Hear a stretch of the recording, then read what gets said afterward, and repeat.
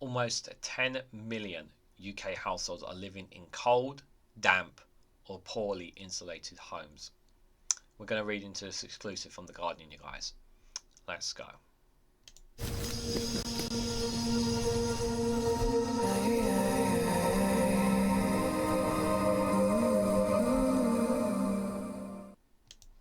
Good morning, good afternoon, good evening, wherever you are in the world. This is Reganelite here with an exclusive from The Guardian with the headline that almost 10 million UK households are living in cold, damp, or poorly insulated homes.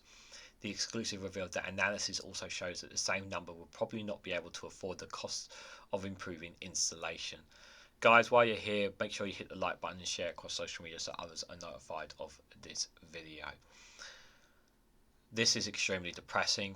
This is why I'm somebody who advocates for a universal basic income to try and put money back into the power, back into people's pockets. Tax cuts that the government have consistently banged on about are not going to make a difference to these people's situations. And here, by these analyses that we're reading to, obviously says that they won't even be able to afford these improved installations. These are the people who are really, really struggling to survive, struggling to make it every day. Never mind just living a life. Surviving is what the premises is. Surviving in the UK, guys. Considering that, yes, our economy has hampered and it has stagnated.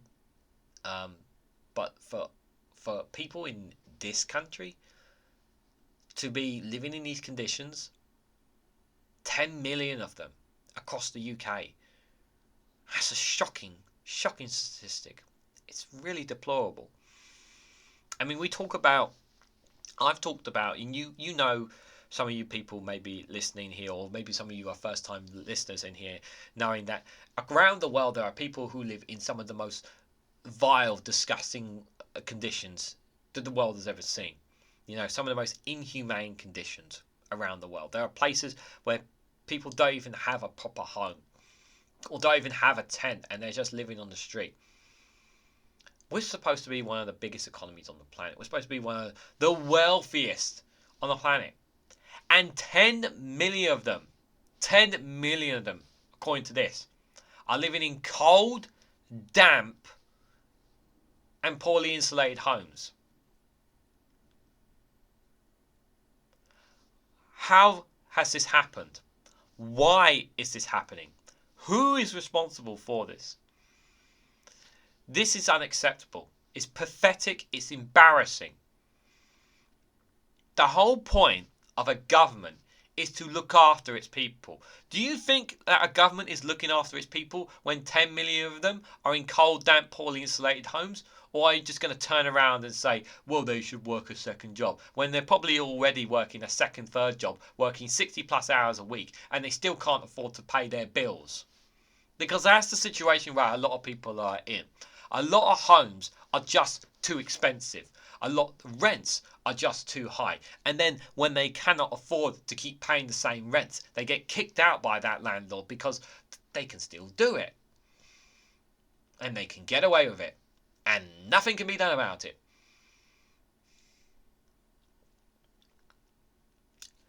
This should not be happening at all, in any way. These people, any people for that matter, not just UK people, but anywhere, everyone should have a decent home to be able to live in. Everyone should have one. And they should be able to work a decent job, not 50 plus hours, but a standard 40 hour job a week. Even if they're single, they should be able to be enough for them to live in a simple one-bedroom flat, something like that.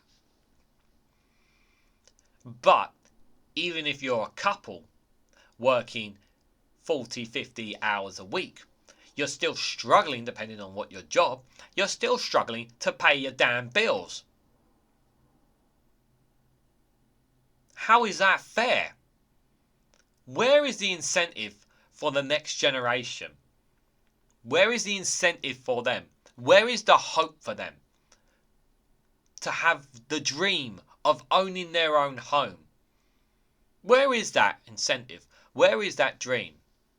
I'll tell you where it is. It's outside the UK right now, because that's how expensive these houses are. That's why so many people think that maybe it's better off living in Europe. Maybe it's better off taking my chances over in America. Because I certainly wouldn't be surprised if they decide to do that. It's shameful. It's shameful. And we know it. Almost 10 million households across the UK are living in cold, damp and poorly insulated homes, while not enough to be able to make improvements to them according to analysis. A total of 34% of UK households, or 9.6 million, are living in cold, poorly insulated homes according to the analysis of the English Housing Survey by the Institute of Health Equality and Friends of the Earth. These 9.6 million households also have an income below the Joseph Rowntree Foundation's minimum standard for a decent living, meaning that it's unlikely to be able to afford the cost of adding insulation to their home.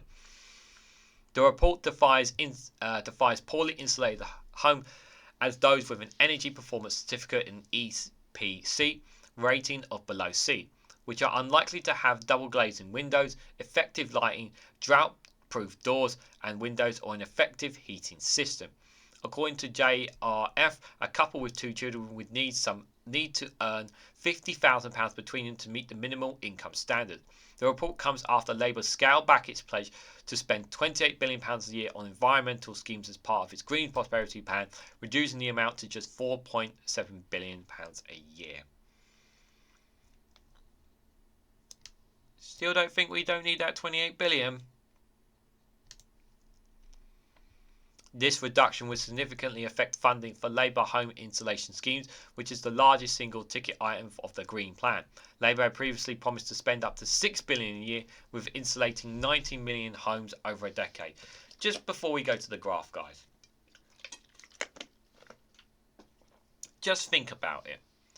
Think of how much money, how much energy we could save if every single home was insulated.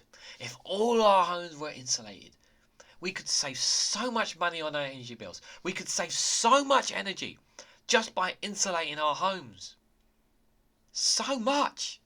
Just think about that for a second. Now just imagine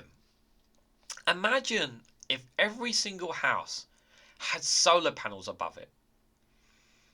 Imagine that you would get some money back for having that as well. Imagine that was saving you so much money on your energy bills too. Just these small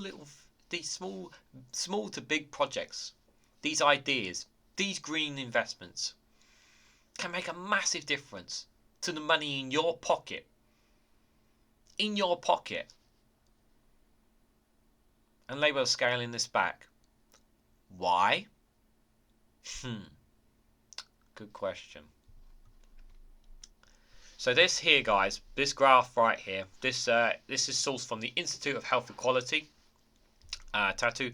Note, it's based on a sample of 80,000 European homes, guys. So just out of 80,000 European homes, just as a percentage here. So UK homes are less heat effective than elsewhere in Europe. The average home temperature lost 5 hours, starting with 20 degrees inside and 0 degrees outside. So it goes right down at the bottom with Norway. This does not surprise me that Norway I have one of the best in Europe. That does not surprise me. They really do look after its people. Then you have Germany, Austria, Denmark, Sweden, Italy, Spain, Netherlands, France, Belgium, and UK up to 3. You have second behind us is Belgium. So Belgium obviously are having the similar problems to us. You can say there. So what are their government doing about theirs? Well, that's something they need to deal with themselves. France France are obviously not too far behind us, but they're below 2.5 degrees according to this report. Netherlands just below that. Spain much further below that. But I think the arguments obviously could be about with regards to, well, some people might argue it might have to do, well, they have hotter climates and that. Yeah, they do have hotter climates. I think that's a fair, reasonable thing to say. But they should still be able to ensure that when they do have cold days, and when they do have cold or wet days, they should be able to be in reasonable conditions. But like I said, I don't think I'm not sure Spain. I mean, hypothetically, you can talk about obviously the weather from that point of view, but I still think it's important for everyone. Italy, very good there. Not Italy, very good, and then you got Sweden, Denmark, Austria, Germany, and of course Norway, as I said there. So, yeah, in terms of heat effectiveness, but it's just a food for thought process, I would say, on that. But that was a sample based on 80,000 European homes. So the UK is among the countries with the oldest and least effective housing stock in Europe. The report also highlights the effect of cold homes on the health of the UK population. Health experts have previously warned that cold homes could damage children's lungs and brain development while doubling the risk of adults developing new mental health conditions.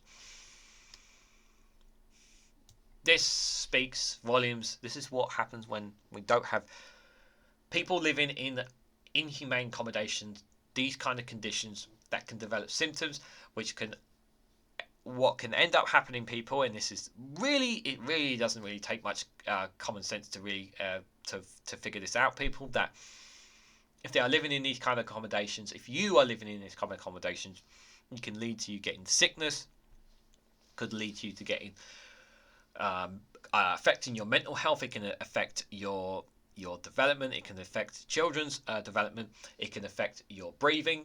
It can affect your health in many, many different ways, which can in turn make you sick, which can in turn make you unfit to work, which means can in turn can end up having you on the benefit system, which can in turn make you stuck where you are in because you are living in a poor condition because you are stuck on the benefit system that you used to be working full-time, but you can't work full-time because your home isn't a suitable condition for you to be living in. Therefore, you are screwed. And then it means one less person for the workforce, which means one less person working in the economy, isn't it? Because one less person contributing to society, which means, again, we as taxpayers paying for that person because we have crap houses. Starting to see a pattern here, how things chain together, don't you, when you think about it? You know, everything ties to each other in one way, shape or form. There's always something tied to something with society. One of the recommendations of the report is for the government to commit $74.5 billion across the UK to a 10-year retrofit programme target on those of low incomes in significant energy housing. They would never do that, but I would love them to do that. But the first thing I can hear someone in the comments saying, well, where would you get the money from? There's plenty of ways we can raise money for these projects, guys. So Michael Marmot, the director of the UCL Institute of Health Equality, said that is a steep number of people living in cold homes. That was a national disgrace. It is a national disgrace. Marmot said cold homes are a public health hazard. Those living in them have a much higher risk of developing poor physical and mental health, and this is adding burden to an already overstretched NHS and contributing to a poor production. We need urgent action to address poverty, to the cost of fuel, and to insulate the homes of the poorest, not just because the government has a moral duty to look after the health of its population, but also, frankly, because it makes economic sense too. Mike Charles, the head of science, research and policy at Friends of the Earth, said there is no way of getting from the enormity of the cold home crisis and the impact that it's having on millions of lives. This hard-hitting report should spur all political parties into action as we head towards a general election. Both the Conservatives and Labour have gone backwards over recent months on this critical issue. Given the sheer scale of the problem, we need to see transformative levels of investment and action to stem the huge social and economic costs of cold homes to ensure our international agreed climate targets are met. A government spokesperson said the figures did not take into account homes which have some but not all of the insulation measures.